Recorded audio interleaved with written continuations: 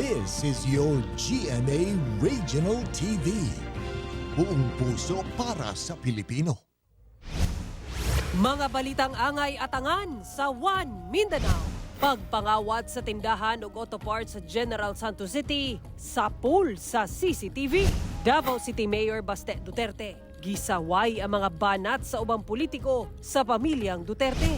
Pipila ka mga residente sa Matina Aplaya, Davao City gireklamo ang ilang footbridge. Ito ang GMA Regional TV One Mindanao. Mayong hapon Mindanao, kini ang GMA Regional TV One Mindanao. Hatod namo ang pinakadagong pinakauling balita sa Mindanao. Ako si Sara Hilomen Velasco, live gikan dinhi sa GMA Davao Complex. Cyril Chavez, live gikan dinhi sa GMA Cagayan de Oro Station. Pagpangawat sa tindahan ug auto parts sa General Santos City sa pool sa CCTV. Transmission gearbox nga nagkantidad og 15,000 pesos natangag sa mga kawatan. Ang detalye sa report ni Efren Mamak.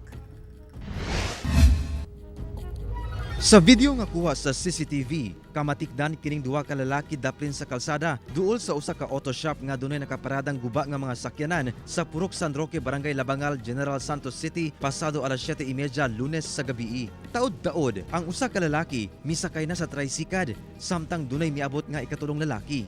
Taod-taod midiretso na ang duha ka lalaki kinsa nakakalo padulong sa maong auto shop ug naniid. Gitanggal sa usa ka lalaki ang iyang kalo ug didto na misenyas sa kaubang lalaki diyang nasiplatan ang usa ka butang. Naniid pa ang laing lalaki. Apan taod-taod gidayungan na nila ang maong butang ug paspas nga gisakay kini sa tricycad kung asa naggulat ang ilang kaubanan dayon ikyas. Sa pagsuta sa tag-iya sa maong auto shop, gitangag nga diay sa mga kawatan ang usa ka transmission gearbox sa usa ka sakyanan nga nagkantidad og 15,000 pesos nga alang unta sa nakapalit nga customer niini. Matud sa tag-iya, ikatulo na kuno kahigayon nga nakawatan sila. Apan sa ikatulo kahigayon, nakuhaan na gayod sa CCTV. Gilayon na nila kining gireport sa kapulisan. Medyo subo kay pamanlandungon no kay tulo na ni nahitabo sa mua diri. Sayang kayo ang kuan atong mga gamit kawaton lang sa mga taong way mga tapulan. Gibutyag sab sa tag-iya nga ang modus sa maong mga kawatan mao ang mangawat og auto parts sa mga shop sanglit do na say nga gikawatan sa laing shop sa maong lugar. Ang modus anang mga tawhana alos tanan mga shop gyud na ilang birada. Kay ambot burag naana siguro sila yung mga kontak nga mga buyer ba ana nga inana nga pisa ilang gikinahanglan. Sumala sa Police Station 2 sa General Santos City Police Office, giimbestigahan na nila ang insidente. Gani, dakong tabang matud pa ang CCTV sa pagpangita sa mga suspect. Fortunately sir, may CCTV naman yung shop nila. Hopefully ma-identify natin yung identity ng mga suspect. Makita man yung mga description ng suspect natin sir. So yun yung ginapollow up ng mga investigator natin ngayon sir para ma-check rin natin sa mga previous record ng sa atin sir kung may mag-match na mga personalities. Kauban si Gary Balantay sa kamera. Ako si Efren Mamak para sa One Mindanao. Gipasaka na sa Department of Social Welfare and Development Office sa ilang legal unit ang reklamo sa usa ka akap beneficiary sa Davao City kansang cash assistance gitapyasan matud pa og 2,000 pesos sa usa ka nagpailang layason sa barangay. Dugang detalye sa report ni Kent Abrigana.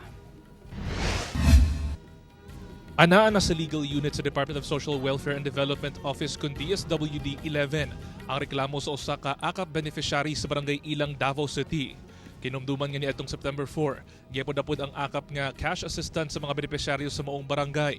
Apan kinaugmaan, nangolekta ang matod pa liaison sa barangay og 2,000 pesos gikan sa nadawat nga ayuda sa nagreklamong beneficiaryo. Sa karon po sir no, naano ni sa samuang legal unit sa office. Bali, legal unit na po together with dili na ako sure, but together with the RTC na gi-turn over na ni siya nga to ang mga PAO. Sila na po ang nag-work together na makuha ng investigation. Sumala pa nga wala matud pa mahusay ang unang panag-istorya sa nagreklamo o ang giingong liaison sa barangay. Nagdumilit na nga moatubang sa kamera ang nagreklamo. Apan gibutyag ni ini nga personal nga nakigistorya sa ilang balay ang gikaingong liaison officer sa barangay. Apan wala gyapon nahusay ang ilang problema. Padayon niya ginakuhaan og pahayag sa GMA Regional TV 1 Mindanao ang maong liaison officer. Apan wala pa kini mitubag sa mga text o tawag. Desidido sab ang nagreklamo nga kasuhan ang maong liaison officer. We made sure naman po na well-coordinated naman po ang nag-complain po. Una nang nagpahinumdum ang DSWD sa mga makadawat og ayuda nga dili kini ihatag sa bisan kinsang individual. Kung ugali man nga dunay musulay og tapya sa inyong nadawat nga ayuda, mahimo kini nga i-video o i-report sa buhatan sa DSWD. Ako si Kent Abrigana para sa One Mindanao. May komento si Davao City Mayor Sebastian Baste Duterte labot sa mga isyu nga ginabato ngadto sa pamilyang Duterte. Atong sano ng detalye niini sa live report ni Argil Relator. Argil.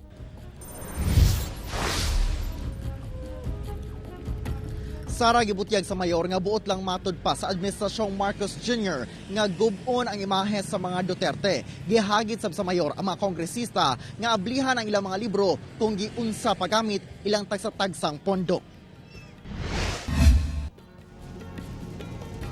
Human makustodiya na sa kapulisan si Pastor Apollo Kibuloy. Sa tanaw ni Davao City Mayor Sebastian Baste Duterte, ipamugos na sab sa kasamtangang administrasyon ang investigasyon sa International Criminal Court batok sa iyang amahan nga si kanhi Pangulong Rodrigo Duterte.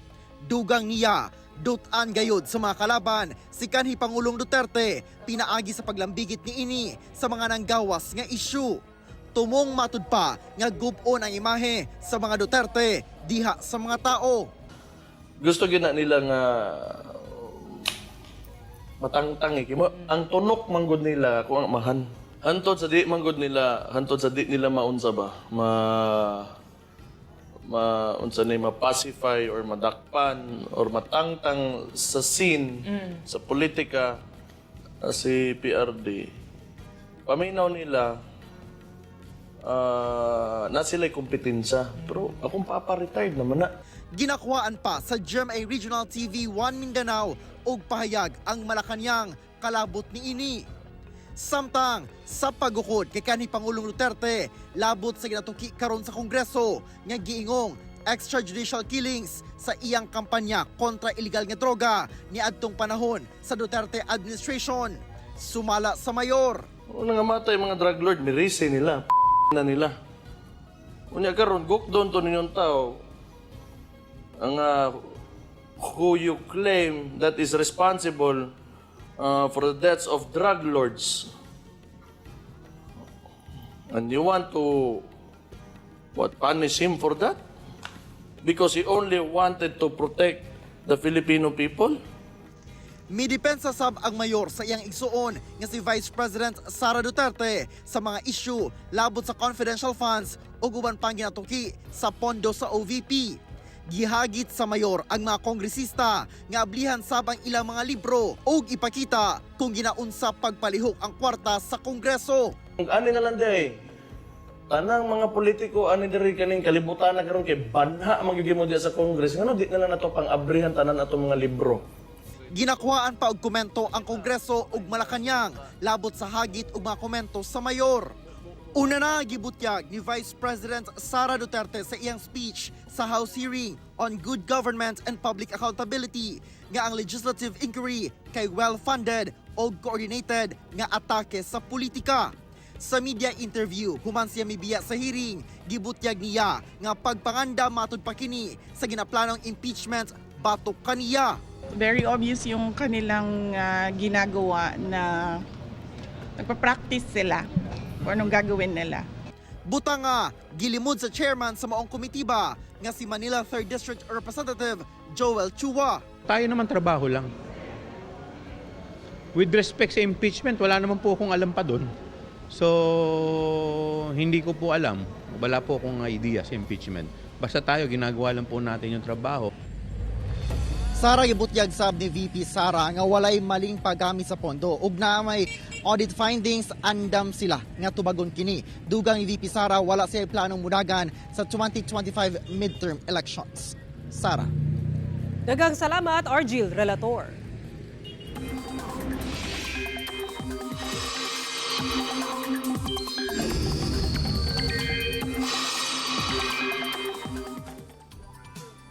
Nahimo ng bagyo ang low pressure area nga gibantayan sa Luzon sulod sa Philippine Area of Responsibility.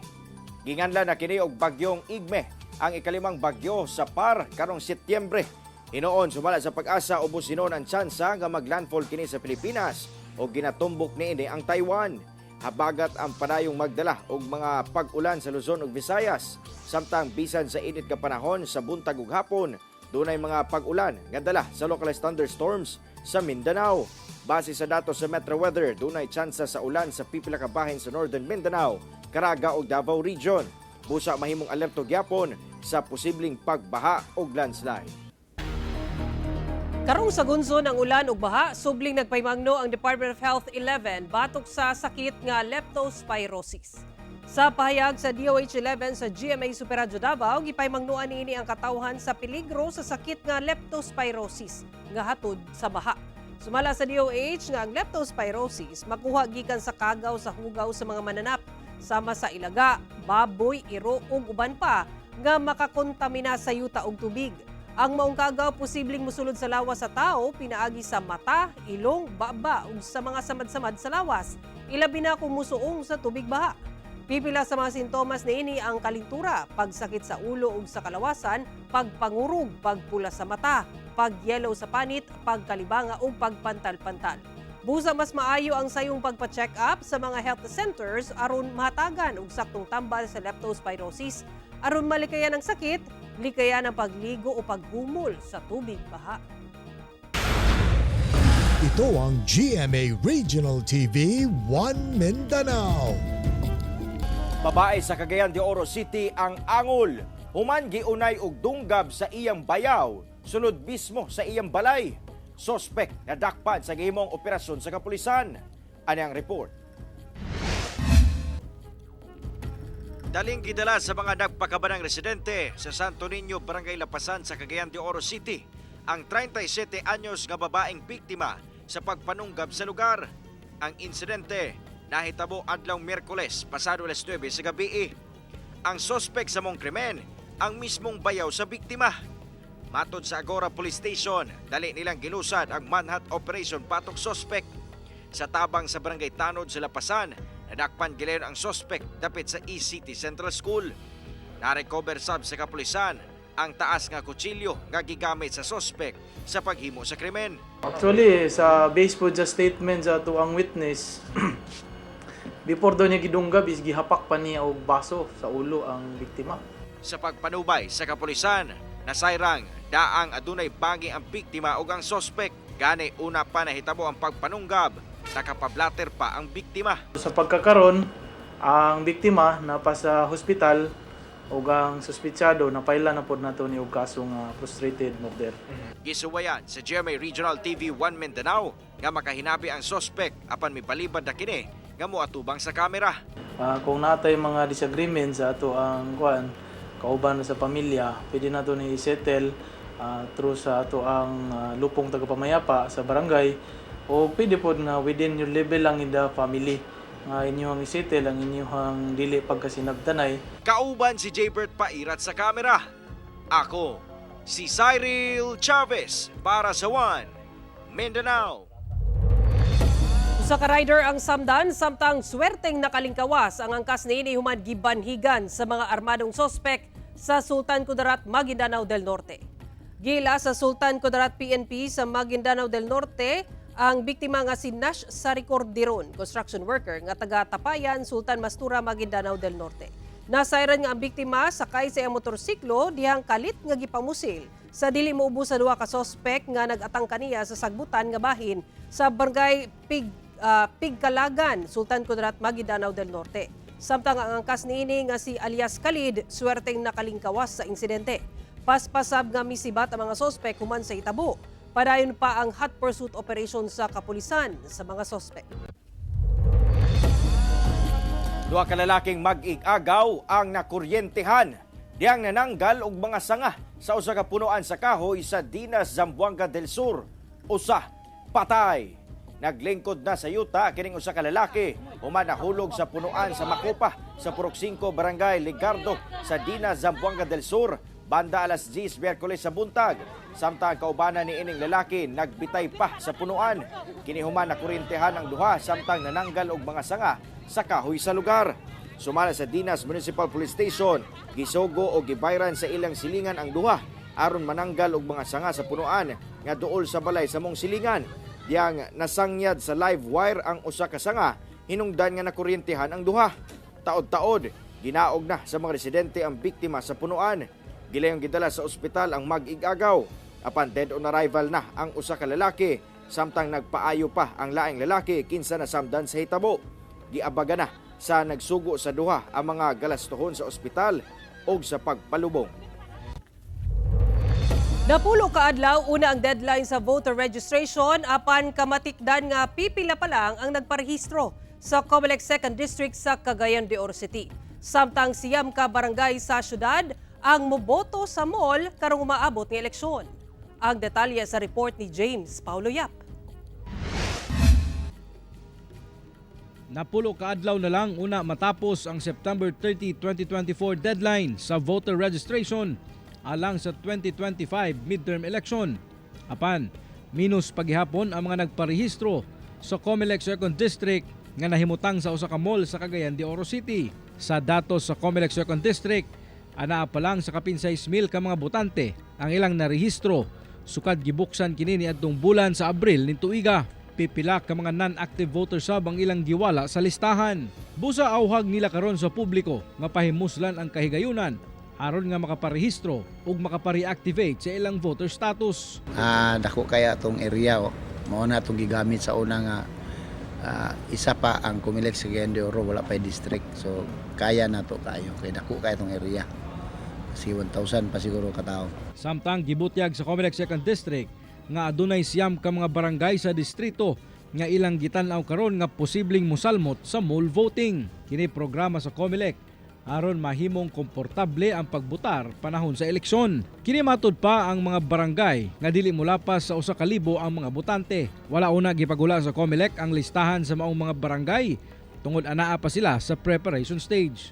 In place na. Kani naka-signature na ni sila, consulted na ni, nag-submit na mi og katong ilang katong signature nila, nagsinipay ang mga botante mismo, more than one half sa kada precinct. Amo na ning publish na, amo na ning pag-post na unya. Waiting mi approval sa Manila. Kauban si Makoy Sempron sa kamera. Ako si James Paulo Yap para sa One Mindanao. Pipila ka lungsod sa Bukidnon ang kalit nakasinati og power interruption. Human nga misilaob ang pipila ka linya sa kuryente sa Bukidnon, Second Electric Cooperative kun Buseco. Pasado alas 5:55 sa gabi adlaw Miyerkules, kalit nawadan og kuryente ang mga residente sa tibok lungsod sa Baungon, Libuna o pipila ka mga barangay sa Manolo Fortich, sama sa Barangay Agusan Canyon ug parte sa Barangay Damilag. Sa video nga gi-upload sa netizen nga si June Angela Ramos, kita ang mga linya sa kuryente nga nagdilaab og sigon sa uploader. Kini ang posibleng rason sa brownout sa lugar. Sa social media post sa Buseco, ipadayag diene nga human nahitabo ang insidente. Gilayong miadto ang ilang mga personahe o gitrabaho ang linya sa kuryente. May gawas nga hinungdan sa power interruption ang pag-cut off sa backbone line nga anaa sa Menzi sa Barangay Damilag sa Manolo Fortich. Inoon pasado alas 9:22 sa gabi, nakabalik na sa normal ang linya sa kuryente sa lugar. Ito ang GMA Regional TV 1 Mindanao. Nanawagan og tabang ang pipila ka residente sa Punta Dumalag sa Barangay Matina Aplaya, Davao City tungod sa ilang guba o gabok na nga footbridge. Aniya ang palitang barangay ni John D. Esteban. Dugay ng problema sa mga taga-Punta Dumalag, Barangay Matina Aplaya, Davao City ang guba-guba o gabok nga footbridge. Gani doon na mga kabhang, kay doon na mga bahin nga nahugno na. Busa, gipangtapalan na lang nila og tabla aron makalako sila, labi na ang mga bata nga ga-eskwela. Maugwi ka ba lumam kung kanus ang mahugno, anytime hanggang siya mabulasot ka, kaya tungod sa kagabok lang sa kay mga estudyante, labi na kadlawon pa manlakaw na. Yung mga bata baluoy. Gipasalig daw sa barangay officials niya atong 2021, una ang barangay election nga doon na budget alang sa footbridge. Apan hangtod karon wala pay footbridge nga napatukod. 2021 pa mangguni giingnan niya tulayan. Hangtod karon wala pa manggud ma'am. Latay mi diri ma'am sa kuan sa kapitan o sa mga kagawa niya na magutong kapitan niya na daw budget pero natingala mi nga 2021 pa man tuging or 2022 hangtod karon wala pa man natulayan. Di paabot sa GMA Regional TV 1 Mindanao sa barangay ang problema sa mga residente. Sumala ni kapitan, tinuod nga dunay pondo alang sa pagpatukod og footbridge ni atong 2021. Apan tinuod man ang amno na mi budget to 21. So pagpasa na mo sa city planning gitagaan mga requirements no nga kuan nga dili na mo hata og project ang gobyerno kung wala yung mga deed of donation dapat i-certify pa sa dinan kung kana ba is government no nga ginabawalan ng gyud pud mi nga mag-project sa anana nga nasa dagat. Pero alang sa humanitarian reason, wala ba'y mahimo ang barangay sa problema sa mga residente? Tubag ni kapitan. Tinabagay ta atong ibayanihan tay makahatag bigilang may nga financial sa atong kagulingong kwarta kay di man ta kakuha og financial pampalit ng materyales? kung sa ilang ma'am kay di man gid nakakaroon kakuha og project sa ato ang gobyerno labi walay nga deed of donation no. Pero alang sa mga residente, hagbay ra sila nagbayanihan. Apan lagi, maguba daw labi na kung kusog ang balod. Ang parawagan nila na unta matukuran sila og lig-on nga tulay kay pipila na daw ang nabulasot dinhi.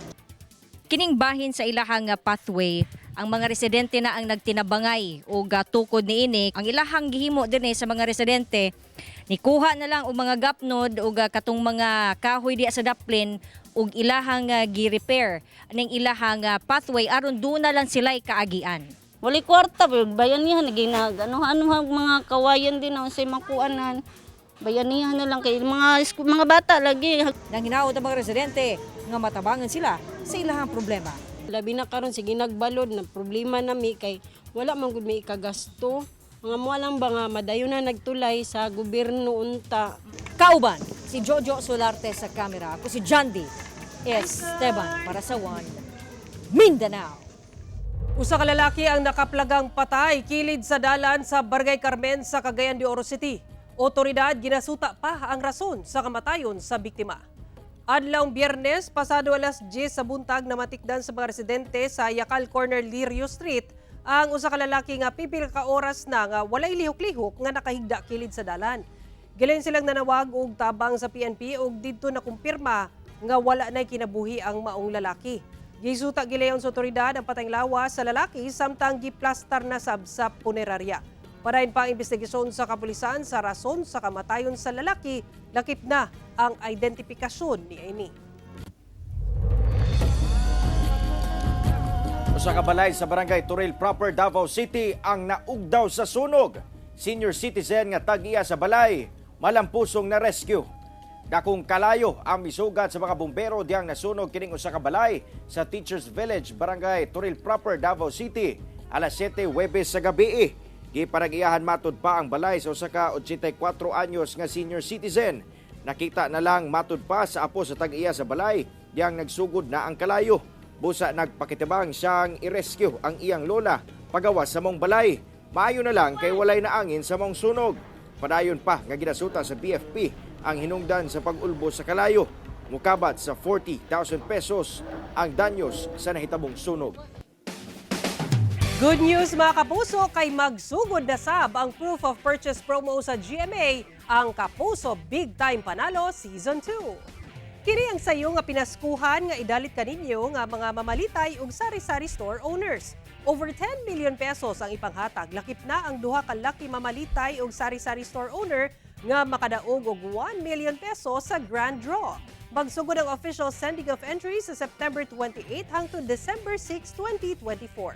Ihulog lang inyong entry sa participating Mercury Drug Pure Gold branches, GMA Regional TV and radio stations nationwide. Pero mga kapuso magbantay sa fake news, fake Facebook accounts or scam texts. Tutok lang sa GMA o bisitahi ang official Facebook page o microsite sa GMA Promos alang sa complete mechanics o announcements. Join na mga kapuso! Sa laing balita, dakpan ang pipila ka mga individual sa General Santos City kinsa na maligya online og 8 ka bonsai trees sa usa ka klase nga gikonsiderang endangered species.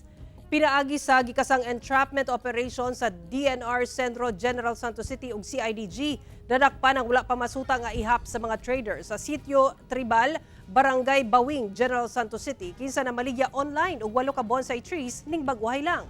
Sumala sa DNR 12, dugay na nilang gipanid-an ang mga suspetsado nga tigpanguha sa maong kahoy nga usa ka klase sa Molave tree nga gikonsiderang endangered species. Sagad matud pa sa mga punuan, anaa sa dekada na ang gidugayon. Sumala pa ginalangkat kini sa mga sospek nga usa ka kalapasan sa Republic Act 9147 kon Wildlife Resources Conservation and Protection Act. Sa karon giturn over na ang mga nakumpiskang bonsai trees ngadto sa Centro Gensan alang sa rehabilitasyon. Samtang gikustudiyan na sa CIDG ang mga suspetsado nga wala na mihatag og pahayag ug posibleng mag-atubang og kasong paglapas sa RA 9147. Paymangno sa DNR sa katawhan nga kung galing makakita o dunay mamatikdan nga gidudahang aktibidad nga makadaot sa kinaiyahan. Giling i-report kini sa otoridad aron maaksyonan.